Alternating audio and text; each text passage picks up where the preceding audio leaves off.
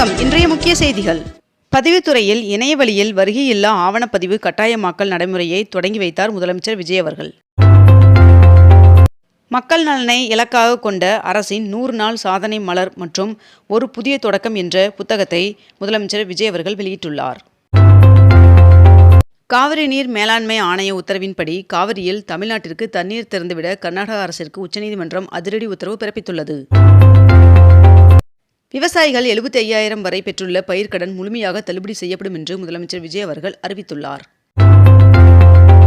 உங்கள் தலைவர் மற்றும் முன்னாள் முதல்வருமான கலைஞர் அவர்களின் பெயரை குறிப்பிட்டு பேசிய விதம் தவறுதான் என்றும் அவர் சார்பாக நான் மன்னிப்பு கேட்டுக்கொள்கிறேன் என்றும் முதலமைச்சர் விஜய் அவர்கள் தெரிவித்துள்ளார். சட்டம் ஒழுங்கு பிரச்சினை குறித்து முதலமைச்சர் தான் பதில் சொல்ல வேண்டும் என்று எதிர்க்கட்சித் தலைவர் உதயநிதி ஸ்டாலின் அவர்கள் தெரிவித்துள்ளார். நாளை செங்கல்பட்டு மற்றும் விழுப்புரம் மாவட்டங்களில் கனமழை பெய்ய வாய்ப்புள்ளதாக வானிலை மையம் தகவல் தெரிவித்துள்ளது.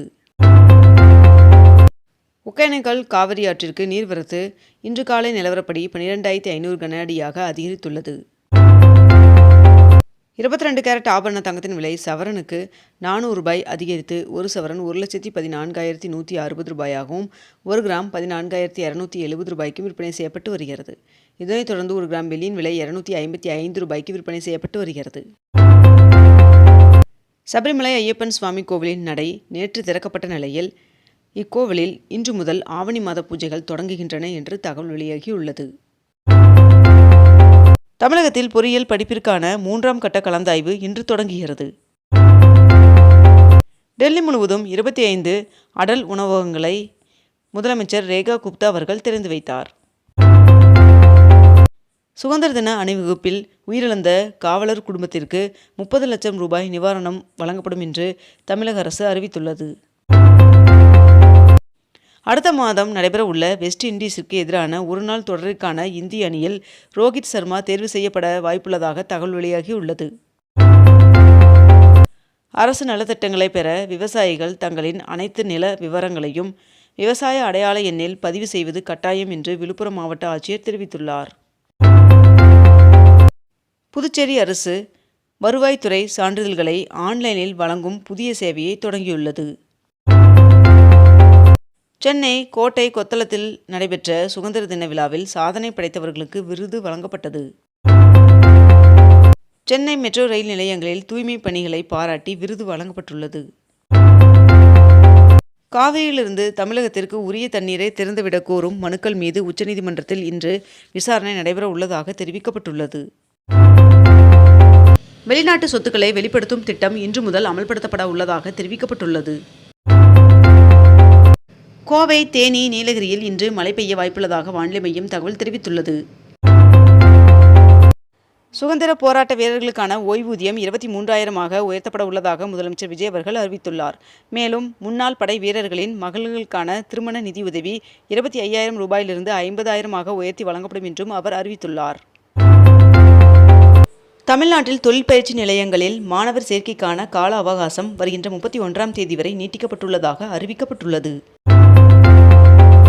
ஹெல்மெட் அணியாமல் இருசக்கர வாகனம் ஓட்டும் காவல்துறையினரின் வாகனங்களை பறிமுதல் செய்ய உத்தரவிடப்பட்டுள்ளது. இன்று தமிழகம் வருகிறார் துணை ஜனாதிபதி CB ராதாகிருஷ்ணன் அவர்கள். கடந்த ஆண்டை விட தென்னக ரயில்வே 6% வளர்ச்சியை எட்டியுள்ளதாக தெரிவிக்கப்பட்டுள்ளது. UPI பரிவர்த்தனைகளுக்கு கட்டணம் வசூலிக்கும் நடைமுறை அமலுக்கு வந்தால் சாமானிய மக்கள் மிக பெரும் பாதிப்பை எதிர்கொள்ள நேரிடும் என்று இந்திய வங்கி ஊழியர் சம்மேளனத்தின் உதவித் தலைவர் கிருஷ்ணன் அவர்கள் தெரிவித்துள்ளார். தமிழ்நாட்டை முன்மாதிரி மாநிலமாக்குவதுடன் 2036ஆம் ஆண்டிற்குள் $1.5 டிரில்லியன் பொருளாதார இலக்கை அடைவோம் என்று முதலமைச்சர் விஜய் அவர்கள் தெரிவித்துள்ளார். தமிழகத்தில் வருகின்ற ஆகஸ்ட் 17 மற்றும் ஆகஸ்ட் 19 ஆகிய தேதிகளில் மேற்கண்ட இந்த மாவட்டங்களில் ஒரு சில இடங்களில் கனமழை பெய்ய வாய்ப்புள்ளதாக வானிலை மையம் தகவல் தெரிவித்துள்ளது. காந்தி நினைவிடத்தில் பிரதமர் நரேந்திர மோடி அவர்கள் மலர் தூவி மரியாதை செலுத்தினார். நாட்டின் 80வது சுதந்திர தினத்தை ஒட்டி செங்கோட்டையில் பிரதமர் நரேந்திர மோடி அவர்கள் தேசிய கொடி ஏற்றினார். KRS அணையிலிருந்து கர்நாடக அரசு வினாடிக்கு 3000 கன அடி தண்ணீர் திறந்துள்ளது. பொது சிவில் சட்ட மசோதாவிற்கு ராஜஸ்தான் அமைச்சரவை ஒப்புதல் வழங்கியுள்ளது.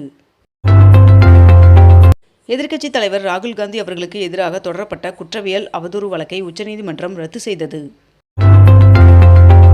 வெளிநாடுகளில் இந்தியர்கள் மீதான தாக்குதல் சம்பவங்கள் கடந்த 5 ஆண்டுகளில் 15லிருந்து 104ஆக அதிகரித்துள்ளதாக தெரிவிக்கப்பட்டுள்ளது. மயிலாடுதுறை மாவட்டத்தில் உள்ள கைம்பெண்கள், கணவனால் கைவிடப்பட்டோர் மற்றும் ஆதரவற்ற மகளிர் அரசு நலத்திட்டங்களை பெற தமிழ்நாடு கைம்பெண்கள் மற்றும் ஆதரவற்றோர் மகளிர் வாரியத்தில் பதிவு செய்து கொள்ளலாம் என்று தெரிவிக்கப்பட்டுள்ளது. திமுகவில் உள்கட்சி சீரமைப்பிற்காக ஆகஸ்ட் 22ஆம் தேதி செயற்குழு கூட்டம் நடைபெற உள்ளதாக தெரிவிக்கப்பட்டுள்ளது. சோளிங்கர் லட்சுமி நரசிம்ம சுவாமி கோவிலில் பராமரிப்பு பணிக்காக ஆகஸ்ட் 19ஆம் தேதி முதல் செப்டம்பர் 9ஆம் தேதி வரை 22 நாட்களுக்கு ரோப்கார் சேவை நிறுத்தப்படுவதாக தெரிவிக்கப்பட்டுள்ளது. சுதந்திர தினத்தையொட்டி காவல் மற்றும் தீயணைப்பு துறைகளை சேர்ந்த 1057 பேருக்கு பதக்கங்களை ஒன்றிய அரசு அறிவித்துள்ளது. நேற்று சென்னையில் நடைபெற்ற முதலீட்டாளர்கள் மாநாட்டில் 67,000 கோடி ரூபாய் மதிப்பிலான 97 புரிந்துணர்வு ஒப்பந்தங்கள் கையெழுத்தானது.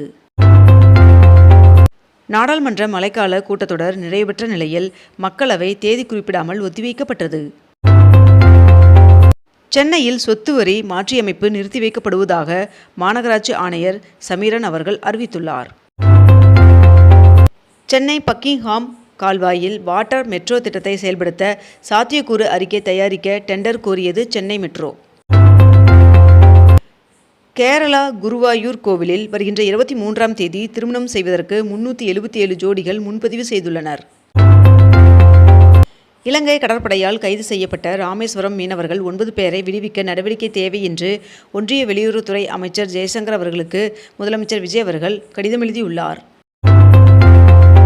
சிப்ஸ் பாக்கெட்டில் எச்சரிக்கை வாசகம் பொறிக்கும் விவகாரத்தில் FSSAIக்கு உச்சநீதிமன்றம் கண்டனம் தெரிவித்துள்ளது.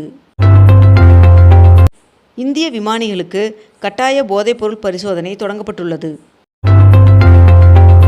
தொகுதி மறுவரையறை தொடர்பாக பிரதமர் நரேந்திர மோடி அவர்களுக்கு முதலமைச்சர் விஜய் அவர்கள் கடிதம் எழுதியுள்ளார். கபினி அணைக்கு வினாடிக்கு 8448 கன அடி நீர்வரத்து உள்ள நிலையில் அணையிலிருந்து வினாடிக்கு 10,000 கன அடி நீர் திறக்கப்படுகிறது. 115 கலைஞர்களுக்கு சங்கீத நாடக அகாடமி விருதுகளை குடியரசுத் தலைவர் திரௌபதி முர்மு அவர்கள் வழங்கினார். மழைக்கால கூட்டத்தொடரில் அறிமுகப்படுத்தப்பட்ட 12 மசோதாக்களில் பொதுத் தேர்வு முறைகேடு தடுப்பு மசோதா, வந்தே மாதரம் மசோதா உட்பட 11 மசோதாக்கள் மக்களவை மற்றும் மாநிலங்களவை என 2 அவைகளிலும் நிறைவேற்றப்பட்டது. சீனாவில் சோதனை செய்யப்பட்டு வரும் புல்லட் ரயிலானது வெறும் 5.3 வினாடியில் மணிக்கு 800 கிலோமீட்டர் வேகத்தை எட்டி புதிய சாதனை படைத்துள்ளதாக தகவல் வெளியாகியுள்ளது. இத்துடன் இன்றைய தலைப்புச் செய்திகள் நிறைவடைந்தன. மேலும் இதுபோன்ற அண்மை தகவல்களை உடனுக்குடன் தெரிந்து கொள்ள அக்னிபூ சேனலை சப்ஸ்கிரைப் செய்து கொண்டு தொடர்ந்து இணைந்திருங்கள். நன்றி, வணக்கம்.